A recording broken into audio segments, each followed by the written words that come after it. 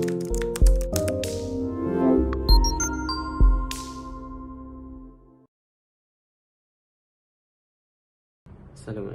nama saya Irfan Sufi bin Mat Arifin. Nama saya Nur Ika Izliani binti Amin Zawawi. Saya Muhammad Hijaz Kasturi bin Nazri. Saya Nur Anis Sofia binti Nasrul Hadi. Saya Nadia binti Maisud. Saya Nur Nadia Nadira binti Muhammad Azami. Saya Muhammad Amir bin Azhar. Saya Muhammad Aiman bin Azlan. Saya Arif Amsyah bin Aznan. Saya Nur Syafiqah binti Rozlan. Sejak zaman dahulu lagi, adanya perbahasan tentang kewujudan Tuhan dan ia merupakan satu isu terutamanya dalam golongan agnostik. Bahkan terdapat juga di dalam sesetengah kalangan masyarakat Islam yang tertanya-tanya tentang keberadaan Tuhan. Hal ini kerana mereka mahukan bukti yang logik dari segi akal dan panca indera, berikutan dengan kewujudan Tuhan itu yang tidak dapat dilihat oleh mata kasar. Oleh disebabkan itu, wujudnya ahli falsafah Islam dan ahli ilmuwan dari agama lain seperti Kristian dan sebagainya yang ingin meyakinkan tentang kewujudan Tuhan itu kepada penganut agama masing-masing. Dengan itu, mereka menggunakan pendekatan metafizik bagi membahaskan soal ketuhanan dan juga menjawab segala persoalan-persoalan lain. Hal ini kerana kaedah metafizik ini dapat memberi keyakinan kepada mereka melalui pembuktian yang logik dan juga membahaskan persoalan itu secara rasional untuk membuktikan sesuatu kewujudan maupun tentang kebuktian sesuatu kejadian alam itu. Menurut falsafah metafizik diguna dalam pembuktian Tuhan dengan melihat sendiri kehebatan dan kebesaran alam semesta di sekeliling kita. Dengan pembuktian itu, ia dapat membantu mereka yang sering mempersoalkannya dengan cara mereka akan berfikir secara logik dan akal bahawa setiap sesuatu ciptaan atau kejadian alam yang dilihat itu pasti ada penciptanya. Sebagai contoh ialah langit dan laut yang terbentang luas, kejadian siang dan malam, penciptaan atau kejadian manusia itu sendiri dan sebagainya. Secara ringkasnya, metafizik boleh ditafsirkan sebagai satu ilmu yang membicarakan tentang perkara-perkara yang tidak dapat dilihat oleh mata kasar atau bersifat gaib, tetapi hakikatnya ia wujud. Definisi meta dari segi bahasa bermaksud melampaui ataupun melebihi ataupun di atas ataupun tingkatan atas. Manakala definisi fizik pula merujuk kepada sesuatu perkara atau alam yang bersifat zahir, material atau fizikal. Menurut Kamus Dewan Bahasa edisi keempat, metafizik ialah falsafah atau ilmu pengetahuan yang segala di luar alam biasa. Metafizik merupakan falsafah pertama merujuk kepada karya purba Aristotle berjudul Metaphysics. Beliau menyimpulkan metafizik adalah the study of the first principle and causes of the things. Plato dan Aristotle berpendapat bahawa sesuatu yang di sebalik fizikal itu adalah alam pemikiran manusia itu sendiri. Hal ini kerana alam pemikiran itu tidak dapat dilihat oleh mata kasar manusia dan hanya boleh dirasai kehadirannya. Dua pengertian berkaitan istilah metafizik iaitu berunsur falsafah, keagamaan dan kepercayaan. Metafizik daripada sudut falsafah ialah untuk mengkaji fenomena alam di peringkat paling umum. Contohnya substan, matter dan form. Manakala metafizik dalam keagamaan menekankan tentang fenomena yang tidak boleh disahkan melalui ideal tetapi boleh melalui cara lain seperti wahyu. Contohnya kewujudan Tuhan, kehidupan selepas mati, syurga dan neraka. Seterusnya, mari kita bincangkan tentang teori kewujudan metafizik dalam falsafah. George Berkeley membahaskan teori idealism adalah kewujudan hakiki dan bukan bersifat material, tetapi ianya bersifat mental, idea ataupun bersifat kerohanian. Manusia tidak mengenali jasad yang berada di luar panca indera secara langsung, tetapi manusia hanya mempunyai sensasi atau gambaran jasad tersebut di dalam minda. Fahaman ini menyatakan bahawa hanya alam minda itu yang wujud dan alam fizikal itu tidak dapat dikenali secara langsung. Baiklah, secara umumnya, metafizik bermaksud melangkaui alam fizik di mana ia menjelaskan sesuatu perkara yang di sebalik fizikal. Walau bagaimanapun, dalam perbahasan Plato, beliau mendefinisikan form adalah gambaran sesuatu objek dan sifat yang sempurna. A form is an objective blueprint of perfection. Dalam karyanya yang berjudul Timaeus. Di samping itu, apakah benda yang wujud secara hakiki? Dalam perbincangan ini terdapat dua teori, iaitu salah satunya adalah teori materialism. Teori materialism menyatakan hanya jasad material yang wujud secara hakiki, manakala perkara yang tidak material hanya wujud dalam imajinasi. Idea tidak mempunyai realiti sendiri. kerana idea, imajinasi serta ilusi itu hanyalah hasil daripada proses fizikal di dalam otak. Baiklah, bagi bukan bersifat idea seperti alam gaib, roh dan sebagainya, mereka menyatakan bahawa ianya hanya wujud dalam imajinasi manusia. Sebagai contoh, kita tidak dapat lihat oksigen, tetapi kita tahu oksigen itu wujud. Ahli sains menyatakan oksigen itu wujud kerana sifat oksigen telah dikenal pasti oleh mereka. Seperti air. Air adalah gabungan hidrogen dan oksigen, tetapi kita masih tidak dapat melihat oksigen. Dari sudut keagamaan, metafizik adalah benda-benda gaib yang tidak dapat dibuktikan dengan delia dan juga tidak mampu dilihat oleh mata kasar. Metafizik adalah fenomena di luar alam nyata yang mana hanya mampu dibuktikan menggunakan akal dan juga wahyu. Seterusnya, realiti dari segi keagamaan juga tidaklah hanya dihadkan untuk kerohanian ataupun untuk bersifat material. Namun, realiti ini merangkumi kedua-duanya. Realiti juga tidaklah hanya terhad kepada benda yang jasad. Walaupun kita ni tak mampu melihat benda gaib dengan menggunakan mata kasar, namun dia tidak bermaksud yang benda-benda gaib ni tak wujud. Dalam firman Allah Subhanahu Wa Taala dalam Al-Quran yang mengatakan bahawa sesungguhnya syaitan dan kaumnya dapat melihat kamu dengan keadaan yang kamu tidak dapat melihat mereka, iaitu dalam surah Al-A'raf ayat 27. Perkara penting dalam metafizik keagamaan juga adalah hubungan insan dengan Tuhan. Hubungan insan dengan Tuhan ni terbahagi pada dua cabang, iaitu hubungan vertikal insan dan juga hubungan horizontal insan. Hubungan vertikal insan ni adalah hubungan kita dengan Tuhan, di mana hubungan ini diperlukan untuk membentuk dan melahirkan akhlak mulia dalam membina hubungan horizontal. Selain itu, hubungan ini juga dibahagi kepada tiga kepercayaan, iaitu kepercayaan agnosticism, atheism dan juga theism. Untuk hubungan horizontal insan pula yang juga terbahagi kepada tiga perspektif yang terdiri daripada mekanisme, determinism dan juga realism. Saya akan membincangkan mengenai hubungan alam dengan insan. Setiap manusia harus mengamati kejadian alam untuk tujuan supaya manusia mengenali bukan hanya ciptaan Tuhan tetapi juga penciptanya. Setiap sumber alam yang digunakan perlulah mengambil kira setiap aspek kepenggunaannya bagi mengelakkan pembaziran dan kemusnahan kepada alam daripada terus berlaku. Ini berkait rapat dengan konsep ekologi. Ekologi ini adalah cabang sains yang mengkaji habitat dan interaksi di antara benda hidup atau organisma dengan alam sekitar. Istilah ekologi berasal daripada bahasa Yunani iaitu oikos yang memberi maksud rumah tangga dan ahlinya, manakala logos bermaksud ilmu. Secara ringkasnya, ianya merujuk kepada cabang pengkhususan sains hayat yang mengkaji hubungan saling tindak hidupan dengan alam sekitarnya. Dalam ekologi, tempat tinggal dikenali sebagai habitat yang saling bergantung dan berinteraksi satu sama lain. Jadi, sebagai keluarga besar yang tinggal di satu rumah tangga, maka seharusnya manusia dan segala makhluk di bumi ini saling bekerjasama bagi menjaga keharmonian rumah tangga. Peranan ini harus dimainkan oleh manusia kerana manusia diciptakan sebagai khalifah untuk memakmurkan alam. Sebagai contoh, manusia memerlukan oksigen untuk meneruskan kehidupan, manakala tumbuhan pula memerlukan karbon dioksida daripada manusia untuk menjalani proses fotosintesis. Ini mewujudkan satu ikatan yang berbentuk kebergantungan sesama makhluk untuk keseimbangan alam. Seterusnya, saya meneruskan pembentangan dengan membincangkan tentang hubungan antara insan dan alam dalam ilmu metafizik yang dapat diceritakan dengan lebih terperinci di bawah kosmologi dan kosmogoni. Kosmogoni menceritakan tentang bagaimana wujudnya alam semesta dengan penelitian khusus, manakala kosmologi merupakan kajian secara fizik atau metafizik yang membincangkan tentang alam semesta. Melalui dua perincian ini dapat kita lihat ilmu metafizik sangat penting bagi menghubungkan antara insan dan alam.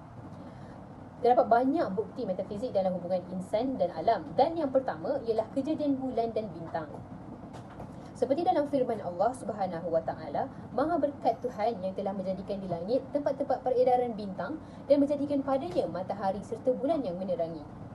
Sebagai contoh, kejadian bintang yang dapat dijadikan sebagai penunjuk arah bagi nelayan di laut pada suatu ketika masa dahulu.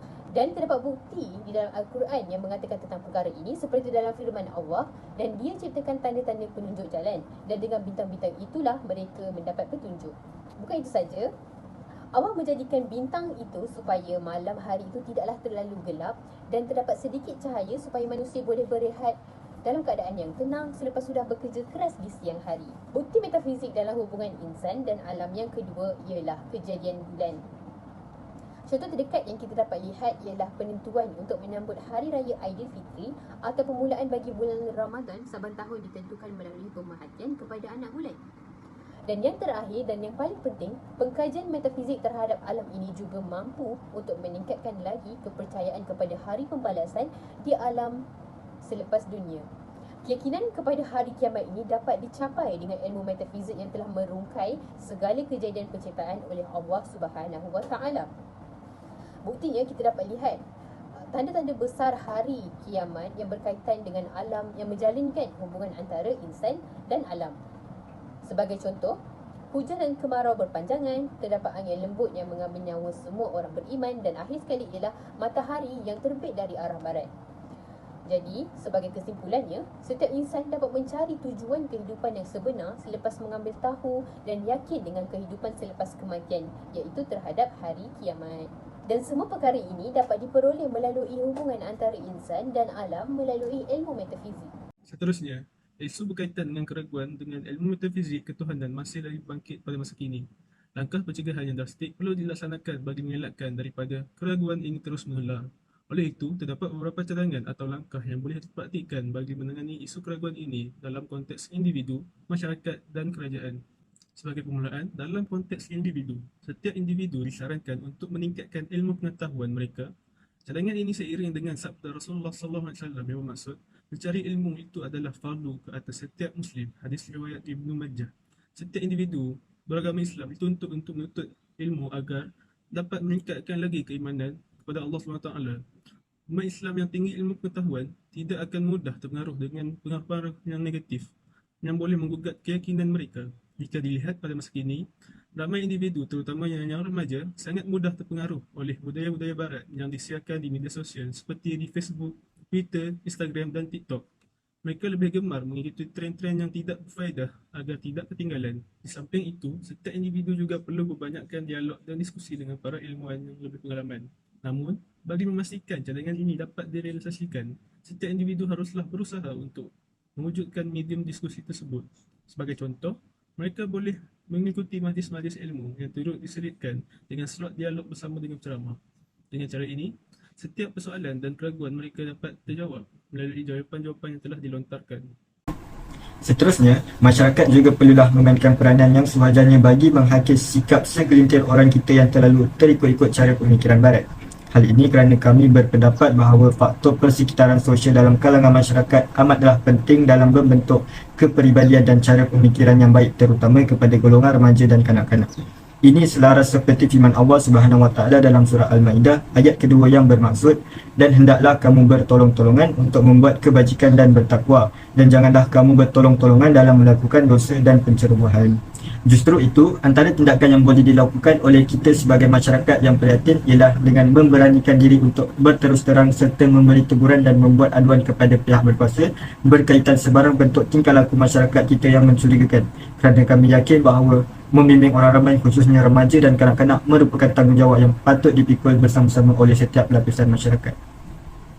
Akhir sekali, pemimpin-pemimpin masyarakat melalui persatuan-persatuan seperti Persatuan Penduduk juga boleh mengambil inisiatif untuk membuka ruang perbincangan dengan mengadakan ceramah-ceramah yang memfokuskan kepada topik berkaitan metafizik untuk ketuhanan bagi memberi ruang kepada orang ramai mendapatkan ilmu serta jawapan bagi setiap persoalan yang mungkin memerlukan orang yang lebih arif untuk menjawabnya.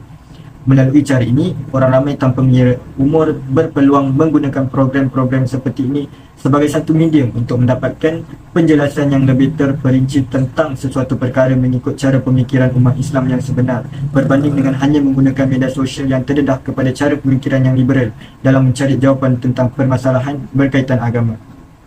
Di samping usaha memaju dan memodenkan negara yang tercinta, sesebuah kerajaan yang mentadbir negara, lebih-lebih lagi negara yang majoriti rakyatnya beragama Islam, mereka perlu memainkan peranan yang paling besar dalam usaha meningkatkan pengetahuan rakyat dalam ilmu metafizik. Hal ini kerana kerajaan memiliki akses dalam pelbagai cabang seperti media, teknologi dan juga hak untuk menyampaikan maklumat.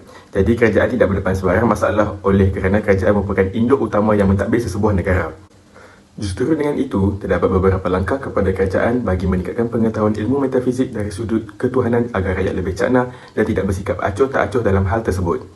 Antara langkah yang dapat dilakukan oleh kerajaan dalam meningkatkan ilmu metafizik kepada rakyat adalah dengan menggunakan media sosial seperti Facebook, TikTok dan juga Instagram sebagai platform dalam mengembangkan ilmu metafizik dengan membuat iklan tentang ilmu metafizik, kerana kita tahu bahawa media pada hari ini merupakan perkara yang tidak asing lagi kepada semua. Jadi dengan menggunakan platform media massa dalam membicarakan hal berkaitan metafizik, sudah pasti ilmu tersebut akan segera sampai kepada rakyat dan lebih mudah untuk rakyat memahami apa itu ilmu metafizik dan sentiasa mengambil cakna tentang perkara tersebut.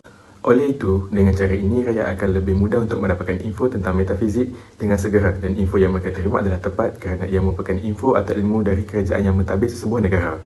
Selain dari itu, mengadakan forum hal ehwal keagamaan merupakan salah satu perkara yang boleh dilakukan oleh pihak kerajaan dalam memperkasakan ilmu metafizik kepada rakyat di seluruh negara.